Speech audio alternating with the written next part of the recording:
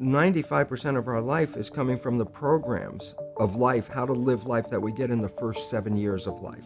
And that's why poor people stay poor and rich people stay rich, because the programming. A child below 7 has a lower vibration than consciousness. It's called theta. Theta is imagination. Oh, that's how kids play a tea party with mud pies, but to them it's a real thing. A kid rides a broom, it's a horse. That's theta, imagination. Theta is also hypnosis. And the idea is this: before you can become conscious, if you don't have any programs, what are you going to be conscious of?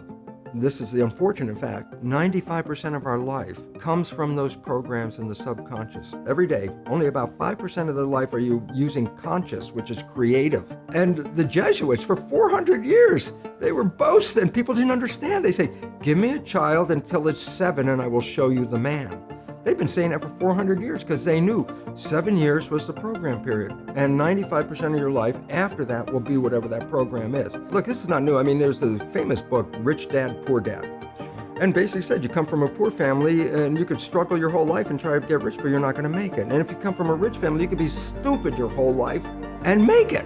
Not because it was thinking, but it was unconscious behavior that was downloaded from rich families into kids, which is unconscious. So they're making the right moves unconsciously.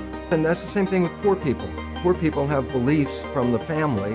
Oh, you can't make it, life's a struggle, things are hard, who do you think you are? And if that's the program you get, then 95% of the day you will sabotage yourself. Before I put this knowledge into effect, and after I put this knowledge into effect, and I use the word put into effect. Why? I had the knowledge academically.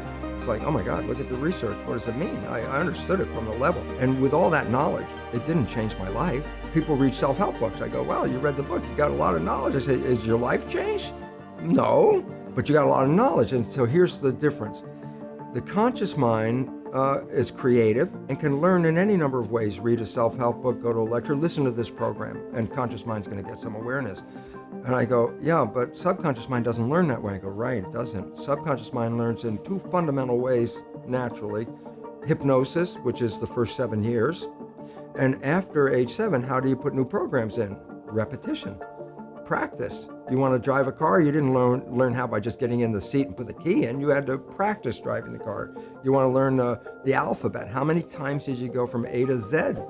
Try to go to A to Z before you can complete it. And once you completed it, you didn't have to go back and do it again.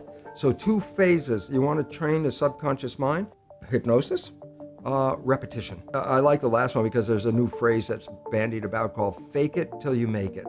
Meaning, if you're not a happy person, I say, you want to be a happy person? Then repeat all the time, I'm happy, I'm happy.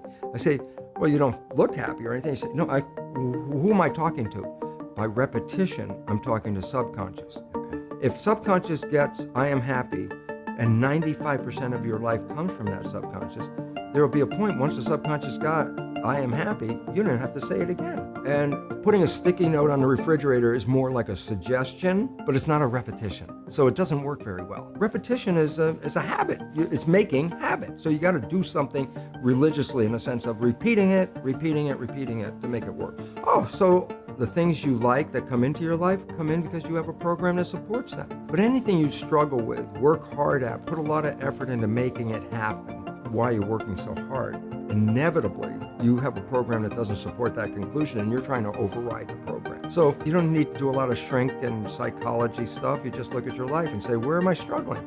Because wherever you're struggling, inevitably is a program in your subconscious that does not support that destination you've been looking. Look, I can feed you with an idea that this pill that we just got from the pharmaceutical company, it's the greatest, best thing for your issue. And I give you this pill and you get better. And then later you find out it was a sugar pill and everybody goes, yeah, that's called the placebo effect. I go, what does it really mean? I said, you didn't get healed by the pill, you got healed by the belief in the pill. And I go, well, yeah, that's what placebo is all about. Everybody goes, yeah, I know about the placebo. I go, yeah, but that's a result of positive thinking. What about negative thinking? And this is what we don't talk about, but the reality is it's equally powerful in regard to affecting your biology as is positive thinking, but it works in the opposite direction. A negative thought is called the nocebo effect.